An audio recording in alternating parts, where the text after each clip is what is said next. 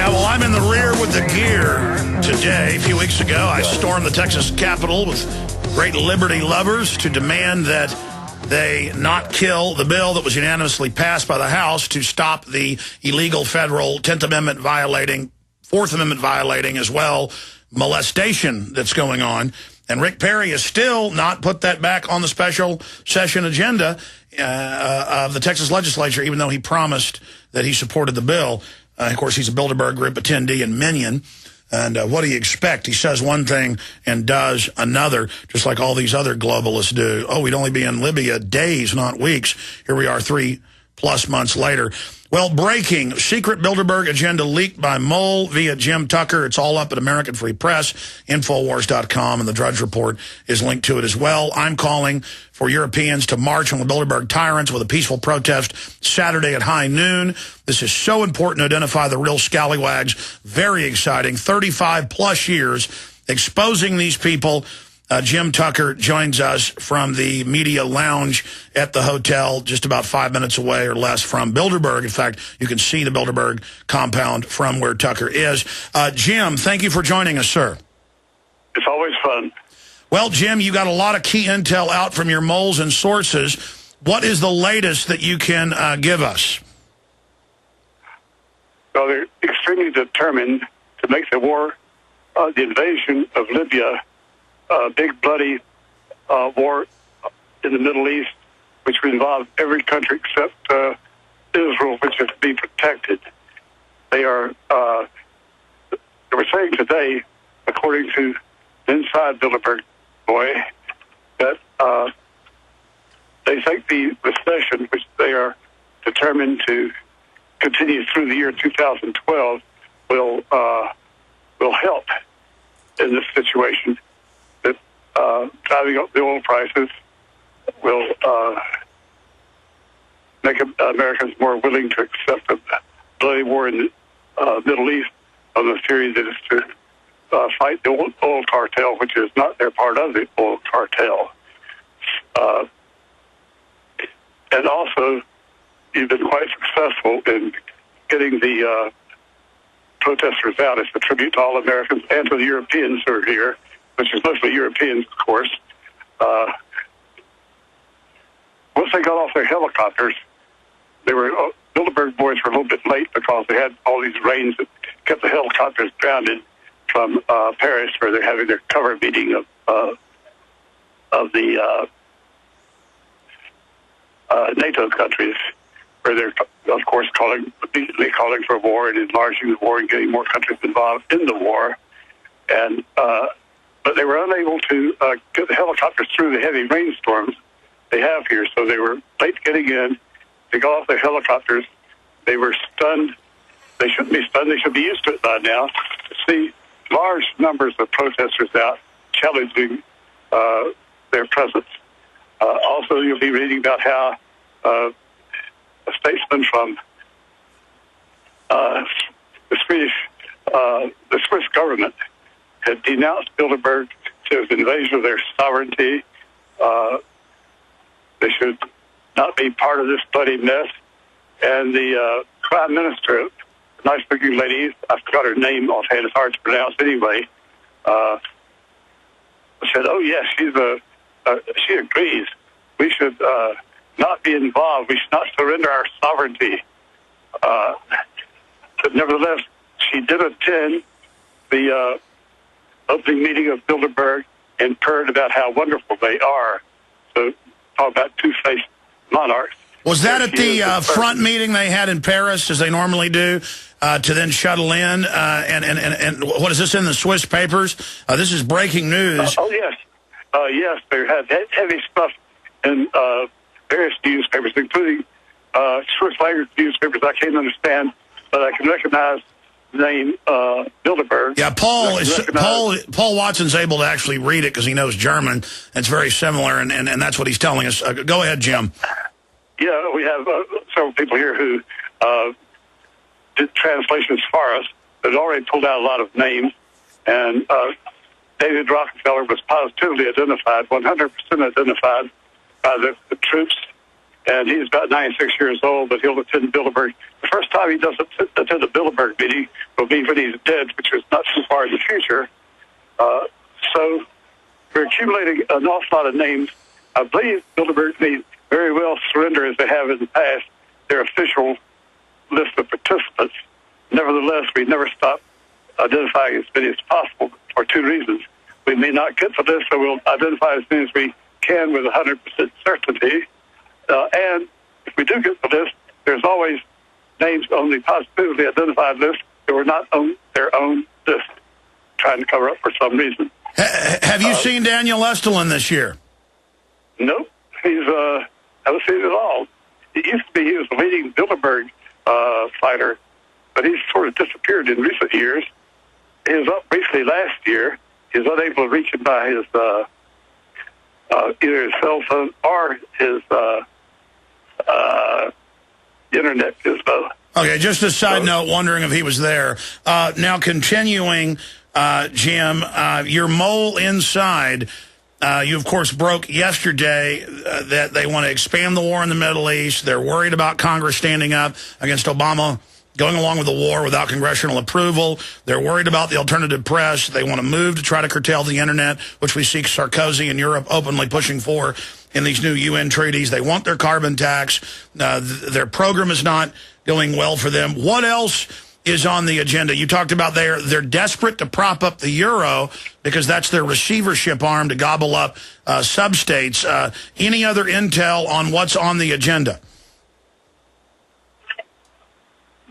Not too much more to add except their continued depression, which has they've undergone for more than 15 years.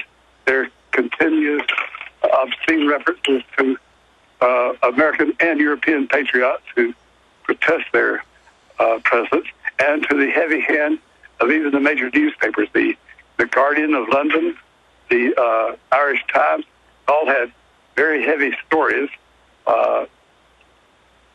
And they're especially intrigued by the fact that Kenneth Clark, spelled with Clark with an E, longtime member of the British Parliament, a longtime Bilderberg luminary leader, is not coming this year.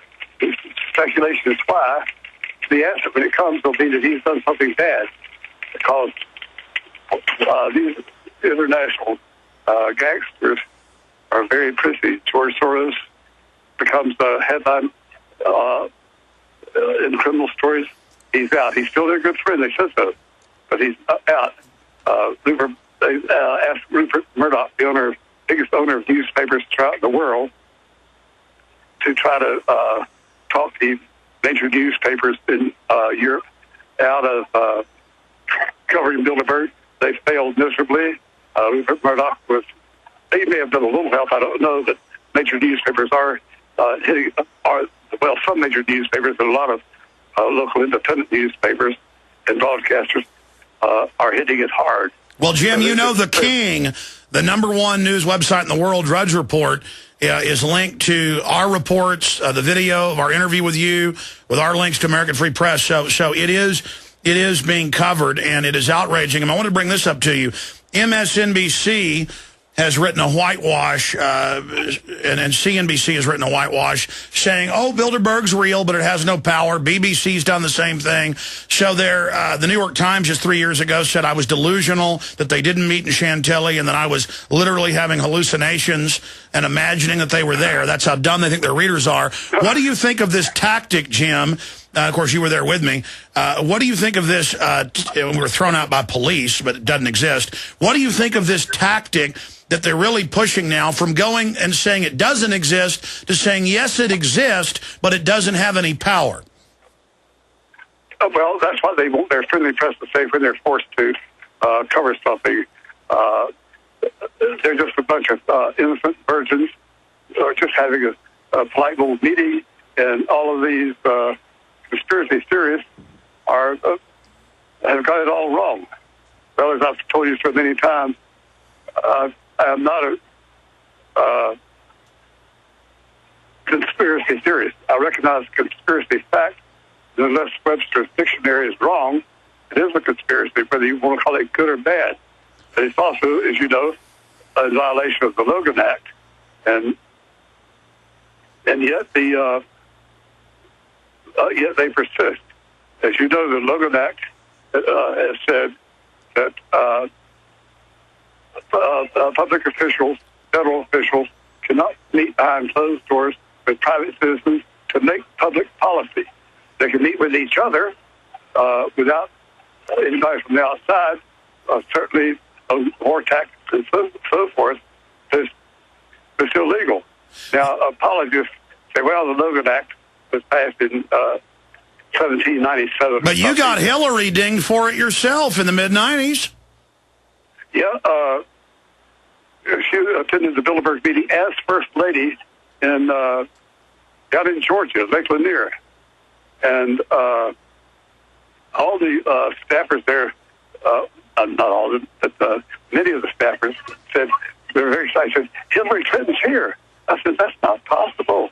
Oh, First Lady could not possibly be attending. Bill Clinton attended as the obscure governor of Arkansas and was elected president a year later. But no, she was definitely there. I was sure of it when I got back to Washington. And as I may have told you before, I called the White House First Lady's press office. And you buffaloed them and said, I'm going with it, and they had to admit it after they lied to you. Yeah, we told that. Now, Jim, a few more minutes. We appreciate your time and your incredible work. Perhaps you'll be able to pop back in with more tomorrow, and then obviously next week when you get back. You told us a few days ago Bilderberg is outraged by the coverage, outraged by the Patriot movement. Jim, do you have anything else on that? Chester, there's more outrage, and they're saying so louder and louder. And you read the names of a lot of these turkeys, including some Americans, who have expressed their great anger at the commoners are forcing this coverage and forcing these headlines. We'll have a lot more to say about it next week. I'm looking forward to it as usual. All right, Jim, and again, there's more tomorrow. We want to try to get you to pop in, but obviously next week. What do you think of my idea to call on all Europeans, instead of just protesting in their major capitals, the bought and paid for politician puppets, to actually go to St. Moritz Saturday at high noon from all over Switzerland, all over Europe, from France, from Germany, from Italy, from Austria, all just a few hours away, and to go there and to have a massive demonstration instead of something spontaneous like Woodstock, Liberty Stock, and this could really put another nail in Bilderberg. This could have them be completely blown wide open politically and force this into an international story, Jim. What do you think of that idea, and will you join me in calling for all patriots to be part of history and to converge right now on St. Moritz Saturday high noon? Absolutely, I will, and you'll be glad to know that there's people over here calling for patriots in Europe and the former East Bloc countries like Romania and so forth to come here, and Poland to come here and protest. Yes. They're calling for it very loudly. This is the newspapers over here, too. Yes, because they're being raped by them. Well, it's Saturday high noon. We need to have everybody there at once. There's some other smaller protests tomorrow, but everybody needs to be part of history, get in their cars now, and get to that location. Jim Tucker, thank you so much. And please hand the phone back to Aaron Dykes or Paul Watson, Infowars.com reporters. And hopefully we can get you to pop back in for 10 minutes tomorrow with any new intel. And we'll all watch AmericanFreePress.net for the latest developments. Thank you, Jim. Very good. Enjoyed it. All right, enjoyed having you. Amazing. Jim Tucker was in good form there, and a really dogged reporter doing a great job with the only person who's 100% been proven to have absolute, total, multiple moles inside. I mean, he's got a Bilderberg member, he's got assistants, he's got it all. He is absolutely incredible. And time again, what he has broken down, sometimes years before, what exactly is going to happen, because these people do steer the planet. They don't totally control it. They're trying to set up an open world government to control it.